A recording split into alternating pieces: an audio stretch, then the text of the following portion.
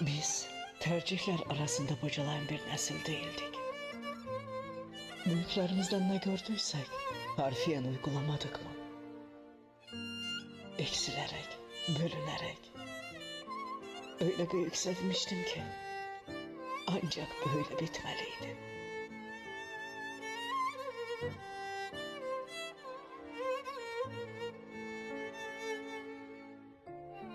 Yatırımın en karlısı aşktı ve en garanti olanı da alışkanlık.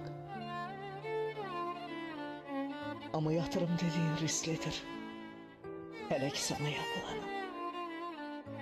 Başlangıçta umut gibi geldi. Belkinin içinde barınan ihtişamı fısıldadın yüreğime. Ancak beklentiler yükseldikçe hisse senedi gibi değer kaybettim. Herkes alırken kazanmak ister. Kimse zararı paylaşmaz.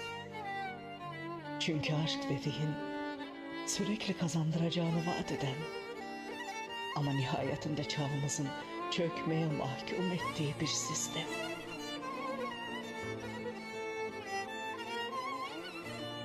Senelerdir aynı titrek ellerle aralandı Nisan. Ey mazi, ey elem, ey sevdam demenden mi döndü devran?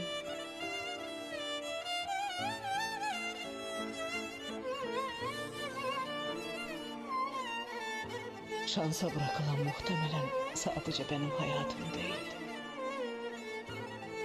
Biz ne tam anlamıyla yaşayabildik, ne de bütünüyle terk edildik.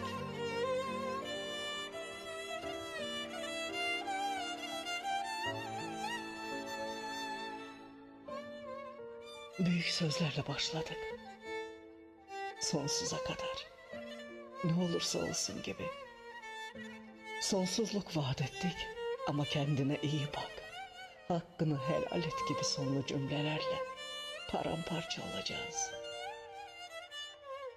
Azalmanın da sevmek olduğuna inandırarak bizimle güzel de bitirdi. Oysa söz verdiğin yerde bekliyordum, ufacık bir ihtimale tutunarak.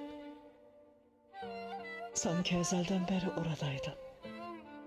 Orada olduğuna o kadar inandım ki bir gün olmayacağını düşünmek aklımın ucundan bile geçmedi. O kadar ki sana 100 yıllık bir ömür biçtim. Ne büyük bir yanılgı. Çünkü sen bana hiç gelmedin ki. Sadece geçerken uğradın. Kalacakmış gibi yaptın. Seviyormuş gibi. Anlıyormuş gibi. Sonunda sevilmediğime beni de ikna ettin.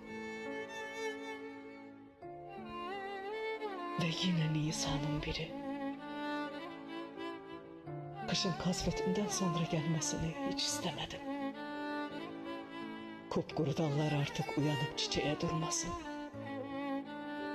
Seçim hakkı verilmiş ama özgürlüğü elinden alınmış olan sen değildin.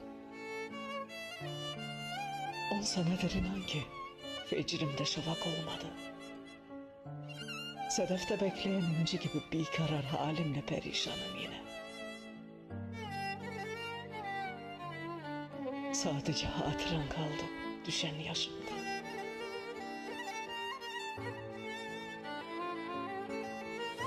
Kuşlar havalandıkça gökyüzü bak nasıl genişliyor. Kanatlarının gölgesi ufku sonsuzluğa taşıyor. Rüzgarın yönüyle ihtimallerin insafına bıraktın bizi.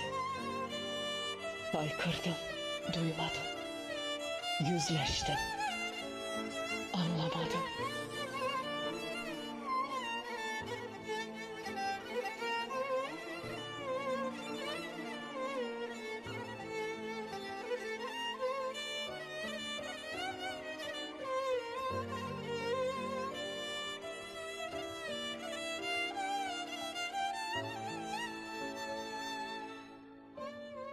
Neva düştü ince tülün ardına.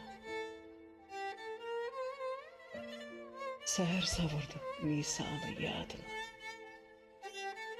Bu gerçek zulümdür yorgun sineme. Hayatımı bir ihtimale nasıl rehin bıraktım?